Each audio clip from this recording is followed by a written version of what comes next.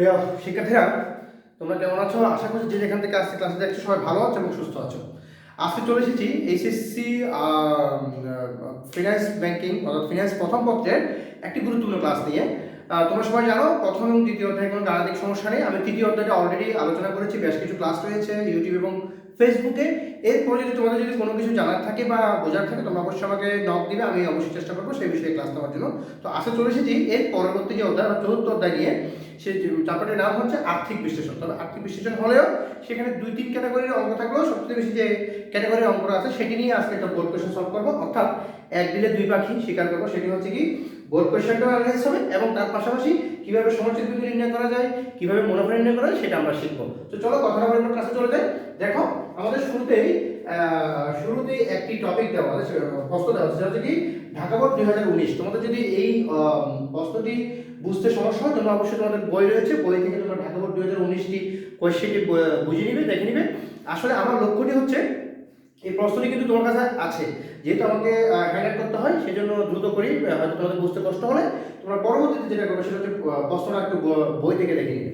তো বিক্রয় দিয়েছে, একক প্রতি বিক্রয় মূল্য দিয়েছে, একক প্রতি পরিবর্তনশীল ব্যয় দিয়েছে, স্থির ব্যয় দিয়েছে, আমাকে সমচ্ছেদ বিন্দু নির্ণয় করতে বলেছে। তো সমচ্ছেদ বিন্দু নির্ণয়ের সূত্রটা অবশ্যই তোমরা বইয়ের মধ্যে দেখে নিবে, বইয়ে দেওয়া আছে। সেটা হচ্ছে কি স্থির ব্যয়, অর্থাৎ স্থির ব্যয় থাকবে উপরে এবং নিচে হচ্ছে কি একক প্রতি বিক্রয় মূল্য মাইনাস একক প্রতি পরিবর্তনশীল ব্যয়। তাহলে আমরা সূত্রটা লিখে ফেলি। সমচ্ছেদ বিন্দুর সূত্রটা কি? প্রথম নম্বর কোন সলিউশন করব, গ নম্বরটা সলিউশন করছি। তাহলে আমাদের সমচ্ছেদ বিন্দুর সূত্রটা কি? সমচ্ছেদ বিন্দুর আমাদের সূত্রটা হচ্ছে, দেখো সমচ্ছেদ বিন্দু, হ্যাঁ সমচ্ছেদ বিন্দু নির্ণয়। এখন এটা একটা ইন্টারেস্টিং বিষয় হচ্ছে, তোমাকে অলরেডি বলে দিয়েছে টাকা। অনেকে আমরা কি করি, আমরা টাকার অঙ্কটা বের করি না, আমরা শুধু এককটা নির্ণয় করি। কিন্তু যখন তোমাকে টাকাই দিয়ে দেওয়া থাকবে তোমাকে অবশ্যই এককটা বের করতে হবে এবং টাকাটা তো বের করতে হবেই। আর যখন তোমাকে বলে দেবে না তখন তুমি কি করতে পারবে, চাইলে একক বের করতে পারবে, আবার চাইলে তুমি টাকাইও বের করতে পারবে। কিন্তু যখন তোমাকে স্পেসিফিক করে টাকাই করতে বলবে অবশ্যই তোমাকে কিন্তু টাকাই নির্ণয় করতে হবে। তাহলে আবার টাকা নির্ণয় করবে কি করতে হবে, আমাকে এককটা নির্ণয় করতে হবে। একক নির্ণয় করলে কিন্তু টাকাটা আমরা ইজিলি বের করতে পারবো। তাহলে আমরা কি লিখবো, উপরে হচ্ছে স্থির ব্যয় আর নিচে হচ্ছে কি একক প্রতি বিক্রয় মূল্য, একক প্রতি বিক্রয় মূল্য মাইনাস একক প্রতি পরিবর্তনশীল ব্যয়, পরিবর্তনশীল ব্যয়। তাহলে আমার কাছে দুটোই আছে। স্থির ব্যয় কি আছে, কত দেওয়া আছে, 1,40,000, 1,40,000 এবং এক প্রতি বিক্রয় কত দেওয়া আছে, 12। কত দেওয়া আছে, 5 টাকা। কত টাকা, 5 টাকা। তাহলে আমরা কি পাচ্ছি, 7 নিচে হচ্ছে, উপরে হচ্ছে কত, 1,40,000 টাকা। তাহলে 7 গুণ কত, 20,000। এটা হচ্ছে কি আমার একক। এখন এই এককটা যখন তুমি কি করবে, তোমার একক প্রতি বিক্রয় মূল্য দ্বারা গুণ করবে, তুমি তোমার টাকায় পেয়ে যাবে। অর্থাৎ এখন আমরা লিখতে পারি সমচ্ছেদ বিন্দু টাকায়। টাকায় সমান আমরা কি লিখবো, আমরা লিখবো সমচ্ছেদ বিন্দু একক, সমচ্ছেদ বিন্দু একক ইনটু একক প্রতি বিক্রয় মূল্য, বিক্রয় মূল্য। তাহলে আমার সূত্র হবে কত, 20,000। একক প্রতি বিক্রয় মূল্য কত, 12।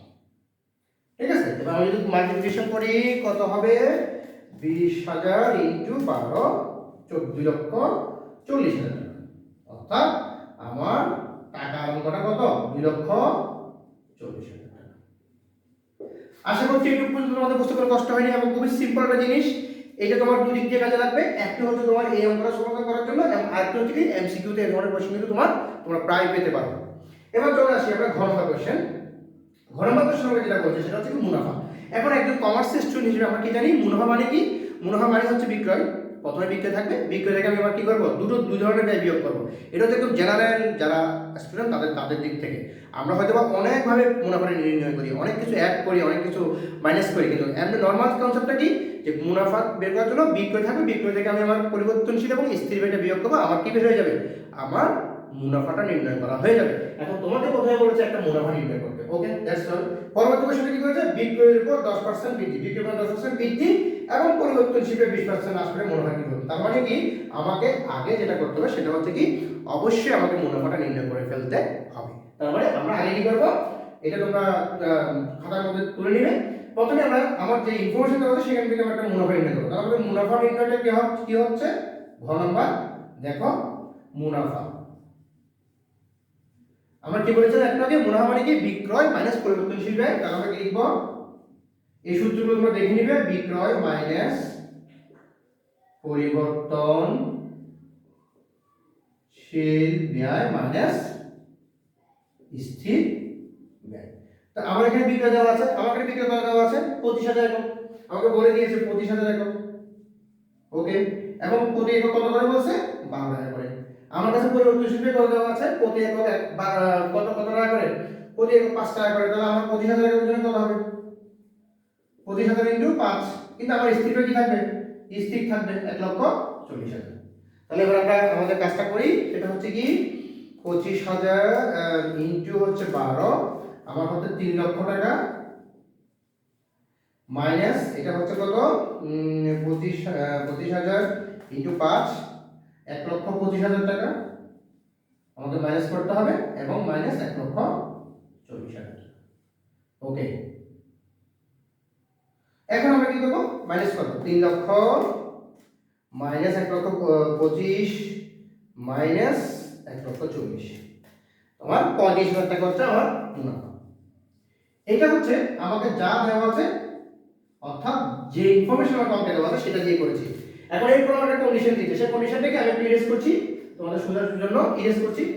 হ্যাঁ, সেটা হচ্ছে কি আমাকে যে কন্ডিশনটা দিয়েছে সেটা হচ্ছে কি আমাকে বলেছে যদি আমার বিক্রয় পরিমাণে 10% বৃদ্ধি পায়, তাহলে বিক্রয় পরিমাণ কি করব, 10% বৃদ্ধি করব। তাহলে আমরা আগে বিক্রয় পরিমাণ বৃদ্ধি করে নিই, বিক্রয় 10% বৃদ্ধি পেলে, বিক্রয় 10% বৃদ্ধি পেলে, তাহলে বিক্রয় পরিমাণ কত আছে, 10% আমরা কিভাবে বিক্রি করব, আমার কত দেওয়া আছে 25,000 একক। তাহলে 25,000 প্লাস 25,000 প্লাস, অর্থাৎ 25,000 এর সাথে আরো প্লাস হবে। কেন প্লাস হবে, ওরা বলেছে কত পার্সেন্ট বৃদ্ধি হবে, 10% বৃদ্ধি হবে। ঠিক আছে, তো আমার বিক্রয় কত আছে, এখানে বিক্রয় কত আমরা 25,000 একক। তাহলে 25,000 একক যদি থেকে আমরা কি করি, প্লাস এখানে লিখব 25,000 ইনটু 10%। তাহলে কত হচ্ছে, 25,000 এর 10% হয়, আমরা যদি বলি 25,000 ইনটু 10%, 10% কত 2,500।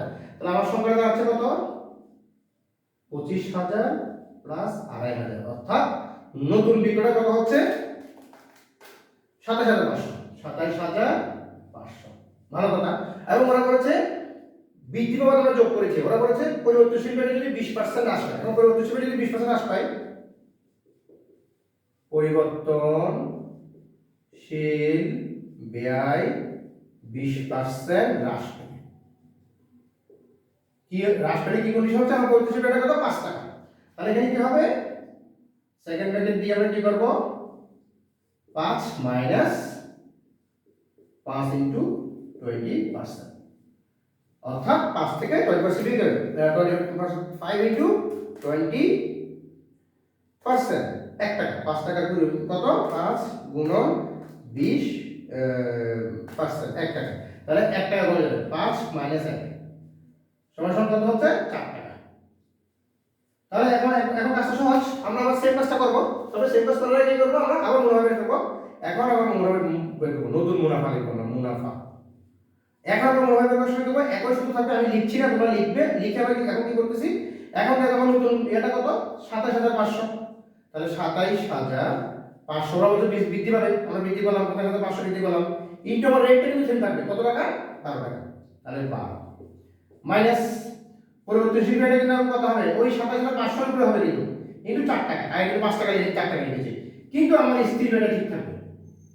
আমার কিন্তু স্থির ব্যয়টা কিন্তু কি থাকবে, ঠিক থাকবে। কেন থাকবে, কারণ স্থির ব্যয় সবসময় ঠিক থাকে। পরিবর্তনশীল ব্যয়টা সংখ্যার তোমার বিক্রয় পরিমাণের সাথে পরিবর্তনশীল ব্যয়টা কি হয়, পরিবর্তিত হয়। সেজন্য আমরা এখানে 27,500 কিন্তু 4 দ্বারা গুণ করেছি, কারণ আমরা বলছে 1 টাকা করে 20% হ্রাস পাবে।